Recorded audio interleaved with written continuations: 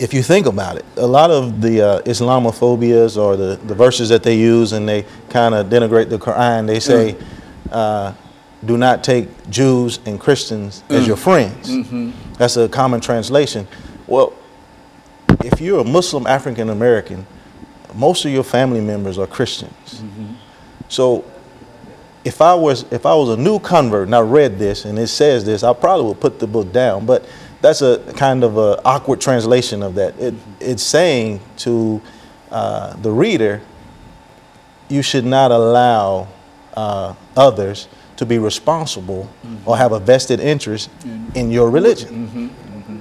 The Christians have a vested interest in their religion, the Jews have a vested interest in their religion, so you're to have a vested interest in your religion. I shouldn't depend on a Christian to tell me what time to pray. I'm a Muslim, I pray 5 times a day. I can't put that in their hands to be responsible for that. I have to be responsible for that myself.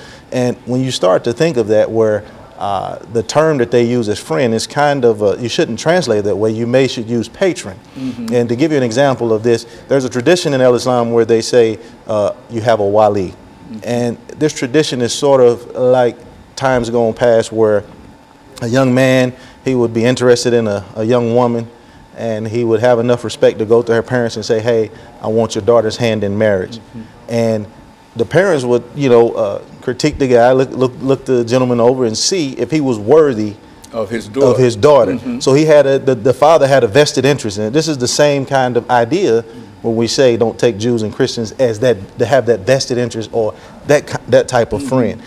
If you start to look at that on a much bigger scale or broader picture, all of us should take some kind of vested interest in our religion. Whatever we associate ourselves with, if we're African Americans, we should take some kind of vested interest in our own community and its development. We can't depend on others to take the lead for us in our community and its development. So. And so in a real sense, it's sort of a self-recognition, a self-realization kind of thing in terms of your religion, your attitude toward your religion. Is that what we're saying? Oh, absolutely.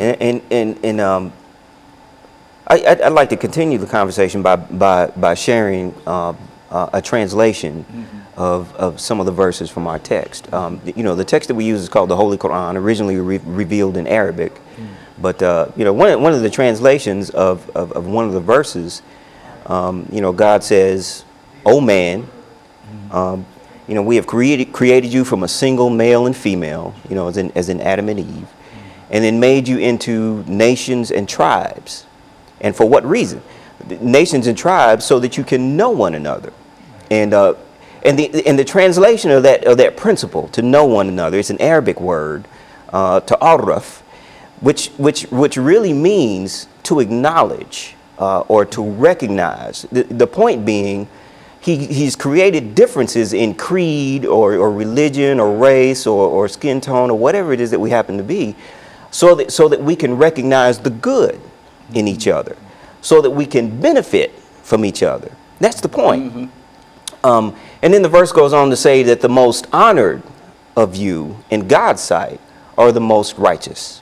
You know, those people who are regardful of God first, people who are regardful of their human nature, people who are regardful of their obligations to each other.